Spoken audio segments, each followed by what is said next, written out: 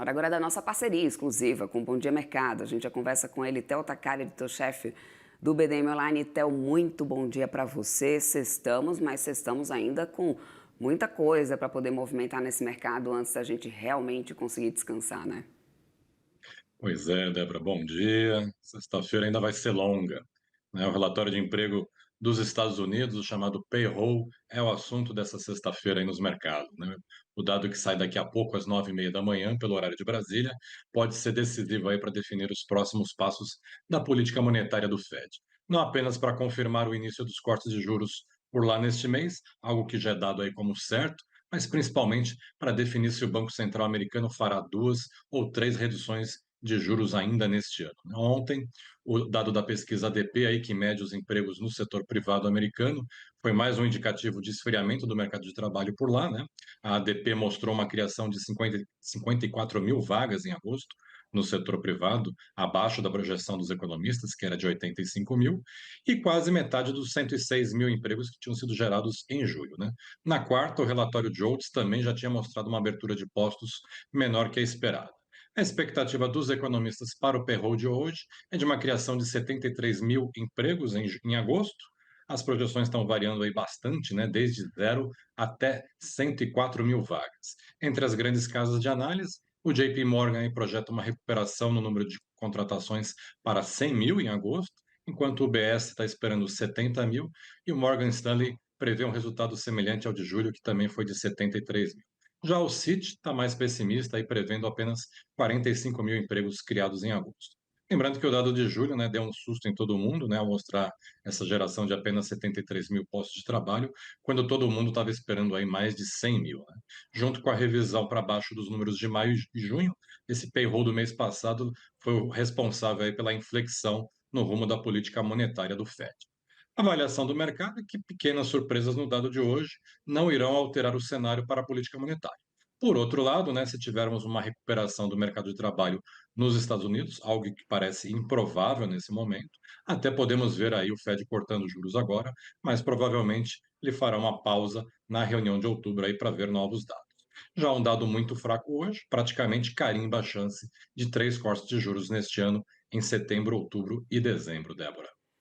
Pois é, então você está querendo me dizer que chegamos na sexta-feira e porque estamos na sexta-feira, a gente ainda deve ter muitas emoções aí sendo garantidas antes mesmo desse final de semana, é isso, Theo?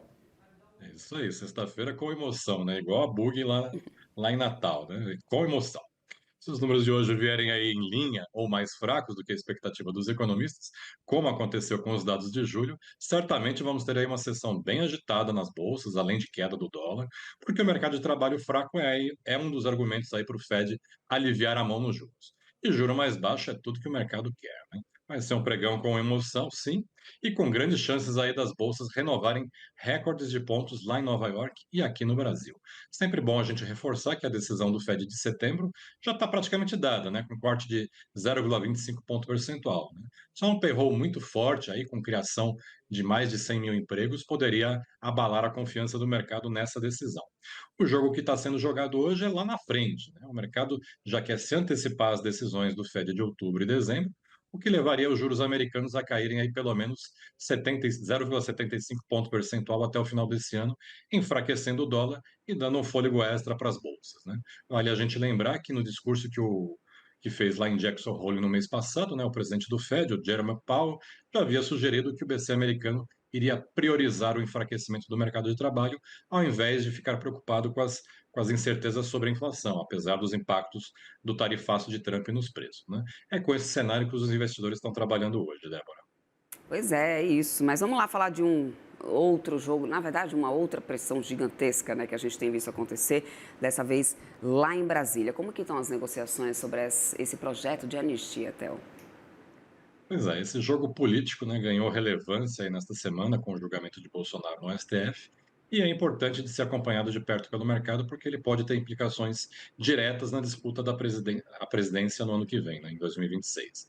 A possibilidade de anistia ao ex-presidente foi bastante debatida nos bastidores lá do Congresso e também do STF ao longo da semana.